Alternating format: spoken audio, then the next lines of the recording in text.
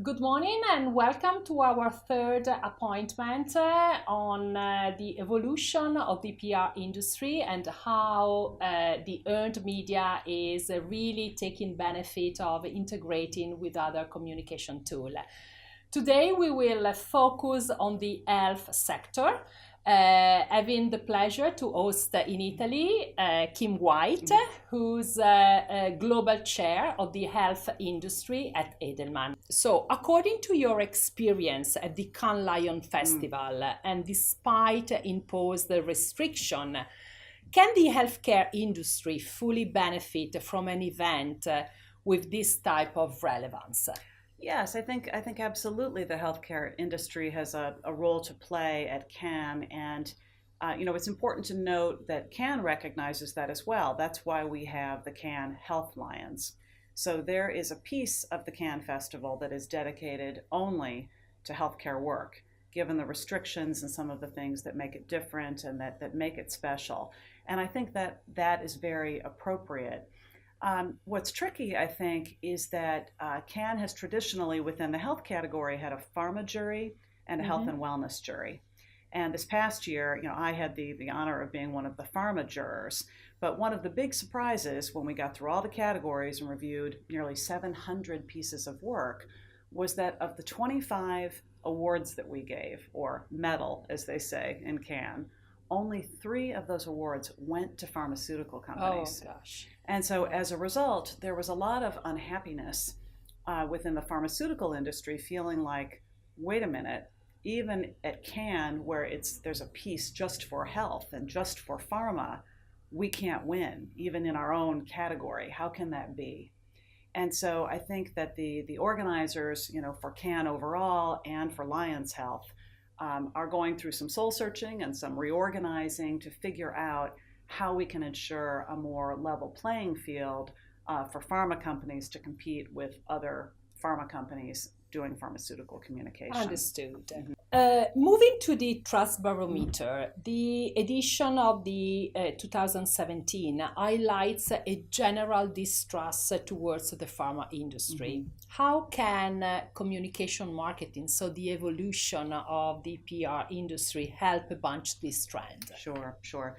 Well, the pharmaceutical industry has typically not had a very high level of trust. If we go back the past 10 years on the Trust Barometer, you'll see that it often goes up by 1 point, down by 1 point, but it tends to be in the low 50s in many markets and globally. And that puts us not dead last, but near the bottom, not keeping the best company, maybe just ahead of financial services. So we're sort of second to last more often than we're not. But when we dig a little deeper into why it is that people don't trust the pharmaceutical industry, the overriding reason is because of a lack of transparency. Okay. And communications marketing, I think, can make a big difference in terms of encouraging that two-way dialogue, that talking with and not at. The pharmaceutical industry has historically been fairly closed.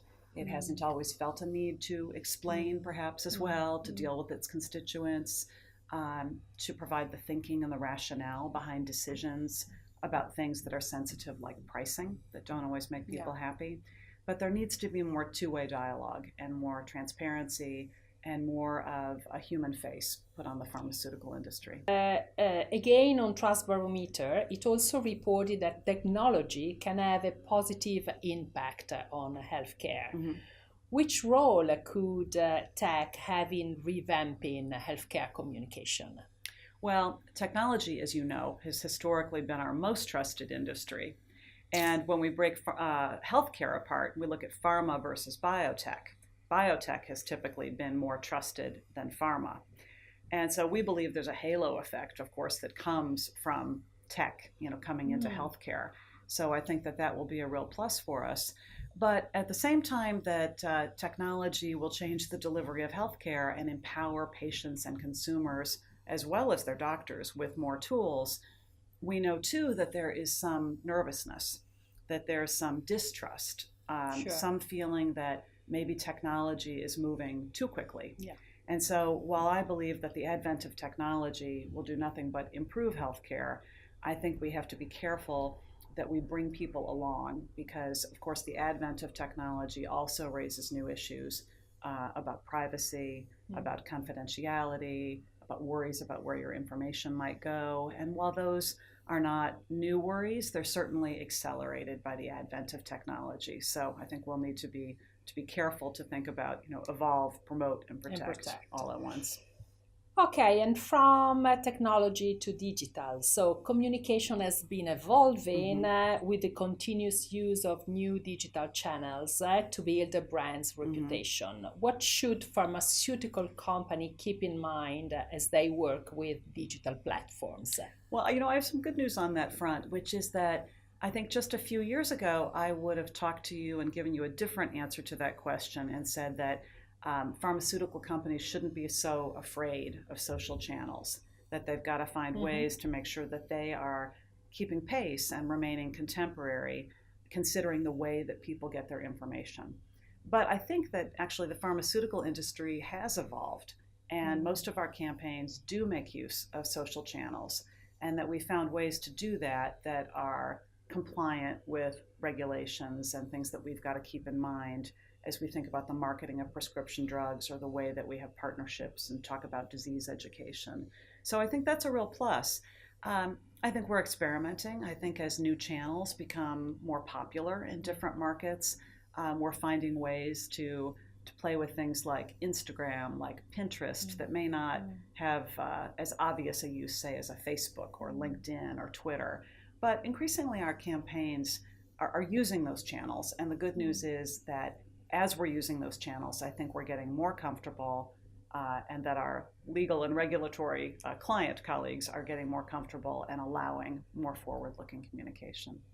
In order to raise trust in the pharma industry, would it be smart to draw attention to family-run businesses? Great question, especially given that Italy is a market where you have so much family-run business. I think whether or not we're talking about the pharmaceutical industry, our data show us that being a family-run business gives you a trust advantage, regardless of industry. So a pharma company that is family-run probably needs that even more than usual, given the distrust, of course, that faces the subsector. And considering the 2017 trust results, in your opinion, which will be the main trends in the healthcare sector in 2018? Well, we will see, won't we? It's a matter of just a few weeks from now, we'll have a better sense as to what the healthcare data tell us. I have not gotten a sneak peek at that yet, but we'll take a look and see how things vary from market to market. I am not expecting dramatic change. I expect that biotechnology will still be more trusted than the pharmaceutical industry. And we have some theories as to why that is, but this year we'll have some new data that will actually help us to quantify and validate why that is. We've often thought that when people think about biotech versus pharma, that they think biotech is more focused on the patient, that they care less about marketing, that they're focused on more serious diseases, that they're more honest, that they're smaller companies versus, say, nameless, faceless big pharma. But this year we'll have some data that we've never had before that will help us to understand why it is that people trust biotech historically more than pharma. Hospitals and clinics and those who are on the front lines of providing care have always been number one when we break healthcare apart.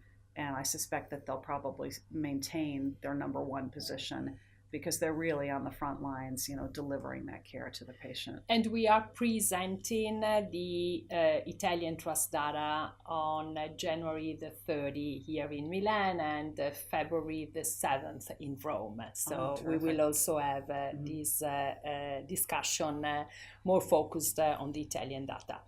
And last question, why is the revamping of Cannes Lion Festival crucial, and how will this change affect the brand participation? Sure.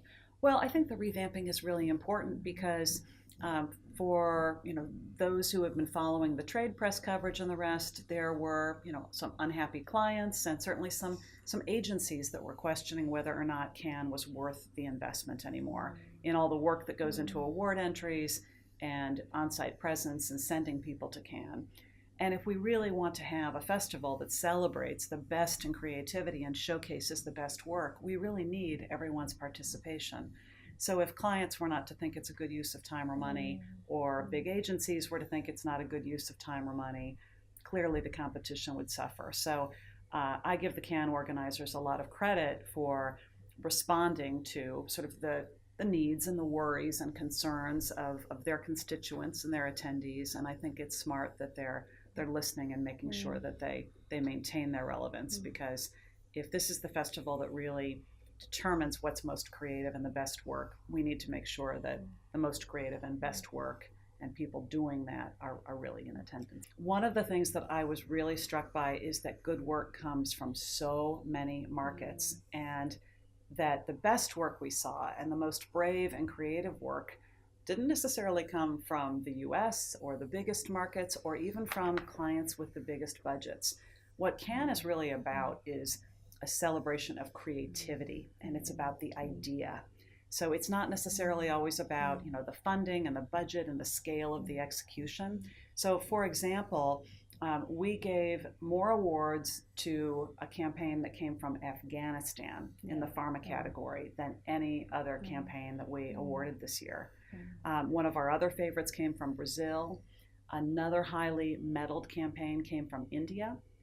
And these were not all big budget campaigns. So this is a celebration of creativity and of good ideas, and that kind of good thinking can come from any market, certainly a market like Italy. Thank you, Kym, Thank you for having me. Thank you for your attention.